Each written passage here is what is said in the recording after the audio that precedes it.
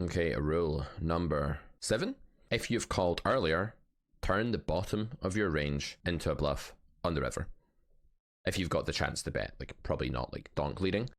If you've got a natural bet opportunity on the river and you've called a bet earlier on, then turn the bottom of your range into a bluff. So king 8 here, we call flop, turns the queen of diamonds. It goes check, check. And then by the time we get to this river, we pretty much have one of the worst hands that we could have. I guess we can have under pairs as well.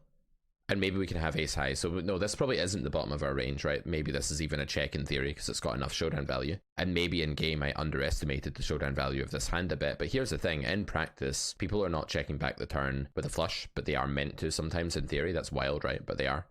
They're not checking back with a 9, but they're meant to pretty often in theory. That's wild, I know, but it's true. And they're not checking back even with 2 pair as much as they should, which they're meant to check back a ton in theory. Because they're not finding these GTO checks, the fold equity for us here on the river is absolutely enormous. Because when we go ahead and do something like what we did here, all of the elements of this being a successful bluff are true. It's convincing, because we've filtered earlier. I could even go bigger here, actually.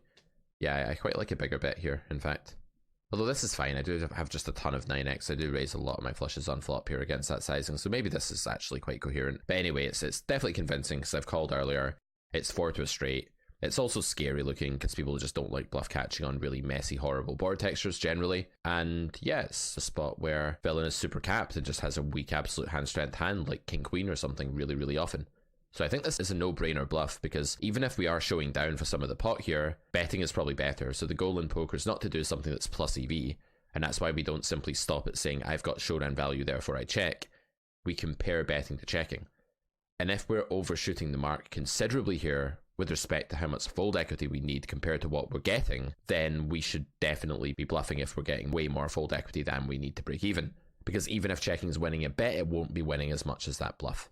Alright, rule number 8. Size your turn bet small when you're in a big pot at a low SPR. SPR keeps coming up time and time again today. It's a very important thing to react properly to. So here we squeeze ace king suited against under the gun min open and a cold call from what's probably a very loose player. 66% VPIP running hot guy.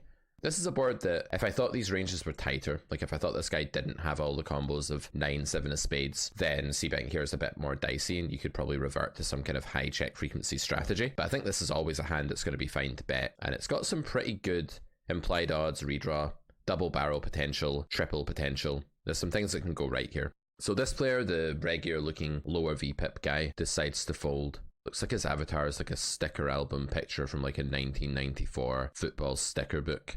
Used to collect a bunch of those in 1994. I remember having like the Euro 96 sticker album, the World Cup 98 sticker album, the Scottish Premier League sticker album. Who remembers those days? Football stickers. Let me know in the comments. What a time to be alive, going around trading with other kids in the playground. These days everyone's just on their phone like not even speaking to each other. What a terrible world we live in, huh? Good thing I've got this nice cozy hat to keep me safe from it. Anyways, we have the chance to barrel the turn here against someone that looks like an absolute maniac, gambler, kind of player that won't fold very much. So you could say this is debatable. And in GTO nerd language, we block the folding range. I don't actually care about that here. Like, okay, we block ace 10 of clubs, really. Like, are we even concerned with that? Do we even think this guy differentiates between backdoor flush draw and non-backdoor flush draw on the flop? Like, maybe not.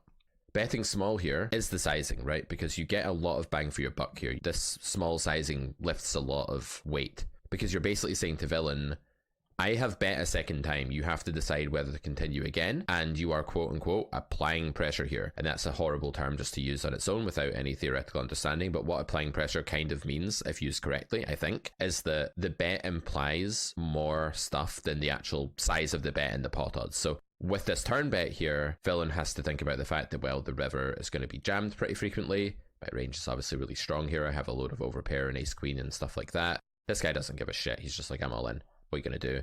And it didn't work this time. But yeah, we don't need very much fold equity on the turn there for that to be good. If this is a weaker player that is folding all of the combos of 6s, 7s, 9s, 10s, jacks, queens, we're giving ourselves, not queens, sorry, but under pairs in general, we're giving ourselves an incredible price just to make that happen. If they're also the kind of player that has like just ace high peeling the flop and decides to fold, we're also getting a really good price to make that happen. Sometimes people get kind of confused and think that at low SPRs they have to jam or something like, oh, it's too awkward to bet small, it's too unneat, it's untidy. I don't like it, but it's the right thing to do because you get a ton of leverage with this sort of bet. You get to send a message that generates fold equity for a very cheap price, and it's just a very good thing to do because, as we know, humans are really inelastic. This is also theoretically the right sizing here, but that's not the point. It's very good exploitatively, which is the point.